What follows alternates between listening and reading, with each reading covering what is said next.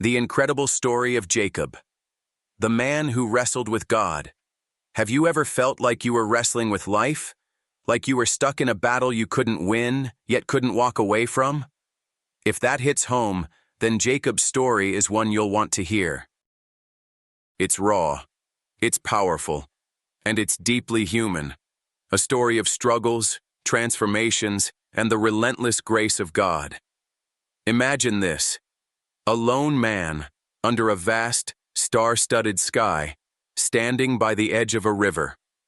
He's afraid. He's desperate.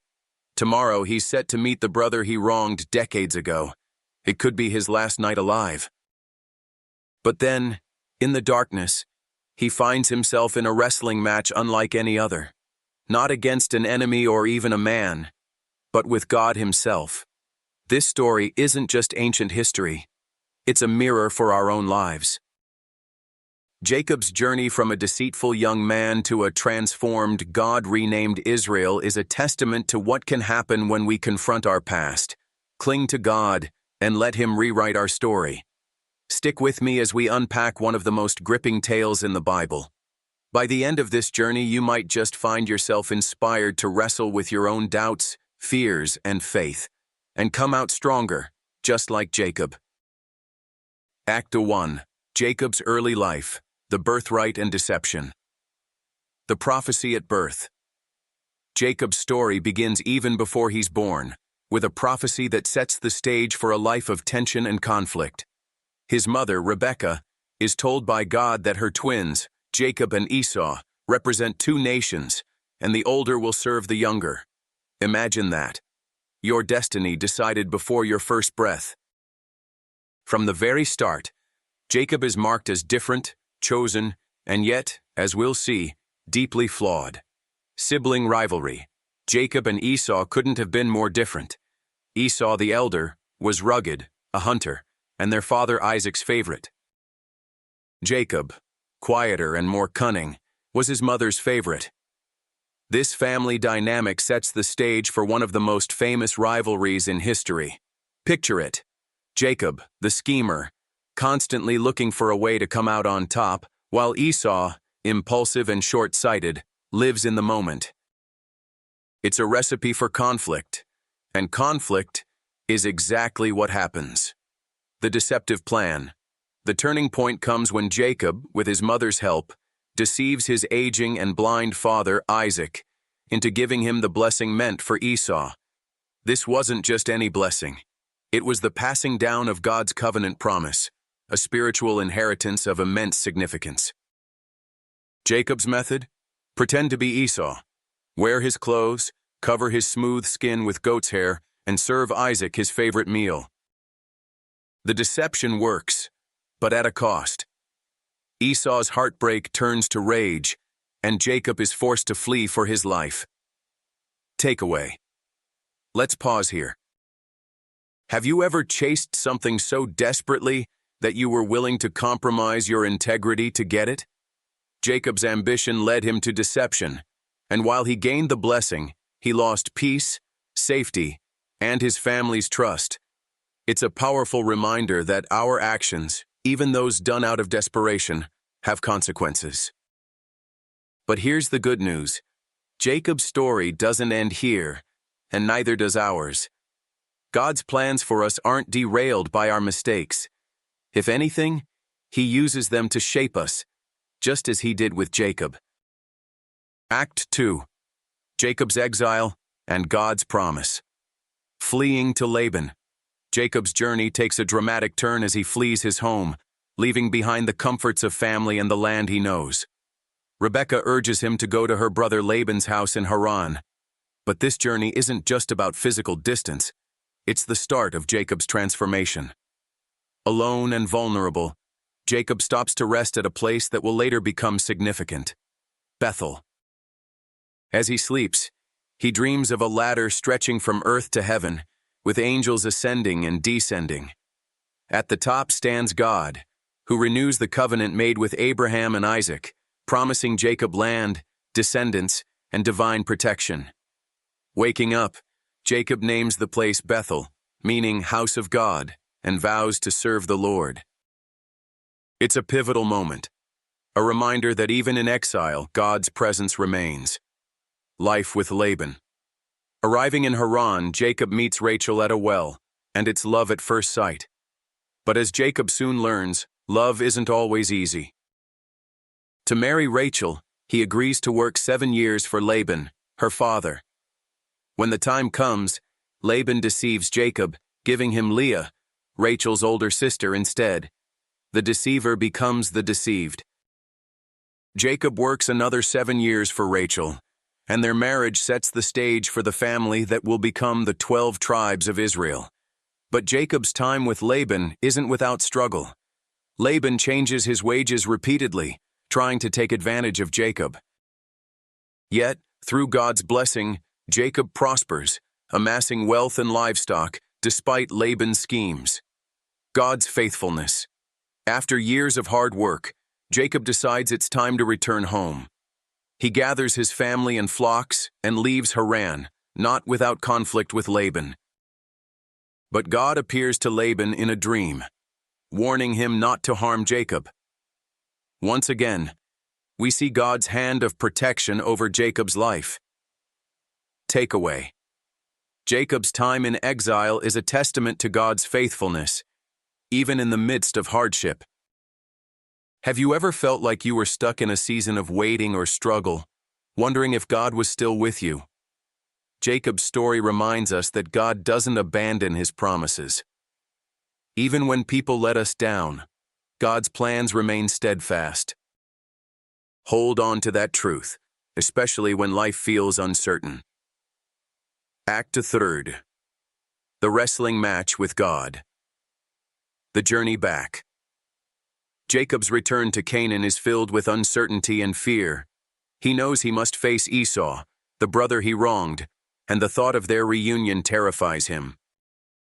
Jacob sends gifts ahead to appease Esau, hoping to soften his heart. Yet, as the meeting approaches, Jacob's fear only grows. This is where we see a man grappling with his past, unsure of how he will be received. Have you ever faced a moment like this? One where you know you must confront the consequences of your actions? The night by the Jabbok River. On the eve of his meeting with Esau, Jacob finds himself alone by the Jabbok River. It's here that the most mysterious and transformative event of his life occurs. Out of nowhere, a man begins to wrestle with Jacob. They struggle throughout the night, neither one overpowering the other. As dawn breaks, the man touches Jacob's hip, dislocating it. Despite the pain, Jacob clings to the man, refusing to let go until he receives a blessing. Who is this man? Scripture reveals that Jacob was wrestling with God himself, in human form. It's a moment of profound significance. Jacob, the deceiver, now clings desperately to the one who holds all blessings. The wrestling isn't just physical, it's spiritual. Jacob is fighting for a new identity, a new future. Jacob's transformation. The man asks Jacob his name, and when Jacob responds, the man declares, "Your name will no longer be Jacob but Israel, because you have struggled with God and with humans, and have overcome." This is a turning point.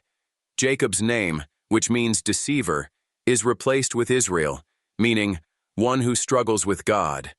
It's not just a name change, it's a transformation of character. Jacob, marked by his limp, leaves the encounter forever changed. Personal perspective. Have you ever wrestled with God?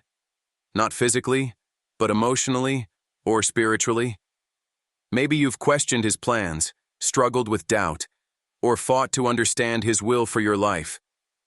Jacob's story is a reminder that God meets us in our struggles. He doesn't abandon us, even when we're at our weakest. Instead, he uses those moments to reshape us, to give us a new name and a new purpose. Takeaway. The wrestling match at the Jabbok River teaches us the power of persistence in faith.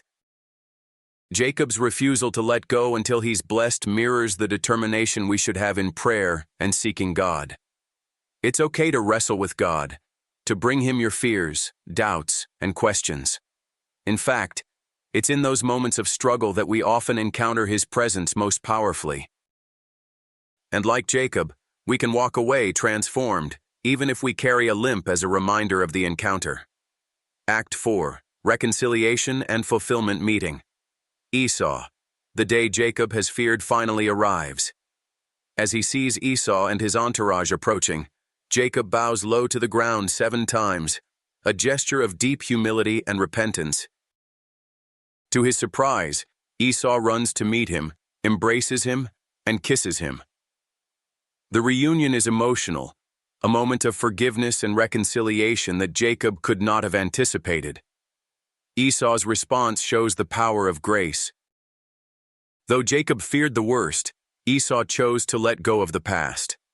Their exchange reveals that reconciliation often requires humility, courage, and a willingness to receive unexpected grace. For Jacob, this moment is a reminder of God's faithfulness and the power of transformed relationships. Jacob's legacy. After reconciling with Esau, Jacob settles in the land of Canaan. His family grows, and through his 12 sons, the 12 tribes of Israel are established. Each tribe carries the legacy of God's covenant with Jacob. Despite his flaws and failures, Jacob becomes the father of a nation, a testament to how God can use imperfect people to fulfill his perfect plans. Reflection on God's mercy. Throughout Jacob's life, we see God's mercy at work. From the deceitful schemes of his youth to his transformative wrestling match and eventual reconciliation with Esau, Jacob's story is a testament to God's relentless grace. It's a reminder that no matter how far we stray, God's promises remain steadfast, and his mercy is always within reach. Takeaway: Jacob's journey teaches us that redemption and restoration are possible, no matter how broken our past may seem. His story encourages us to seek reconciliation in our relationships, trust in God's promises, and embrace the transformation that comes from wrestling with our faith. Like Jacob, we can find a new identity and purpose in God's unchanging love. Conclusion. Lessons from Jacob's life. Jacob's life is more than a story. It's a journey that speaks to the core of our humanity. It's about wrestling with identity, reconciling with the past, and discovering who we are in the presence of God. Each stage of his life reflects struggles we all face: ambition, fear, doubt, and the need for grace. But Jacob's story is ultimately one of redemption. When Jacob wrestled with God, he came away with a limp, a physical mark of his struggle, but also with a new name, a new identity, and a renewed purpose. This is the essence of our walk with God. He meets us where we are, takes our brokenness, and transforms it into something beautiful. Take a moment to reflect on your own life. Are there areas where you feel like you're wrestling with God, with yourself, or with others? Jacob's story reminds us that God doesn't abandon us in the struggle. Instead, he uses those moments to refine us, to draw us closer to him, and to prepare us for the blessings ahead. As you think about Jacob's journey, remember that it's not about perfection.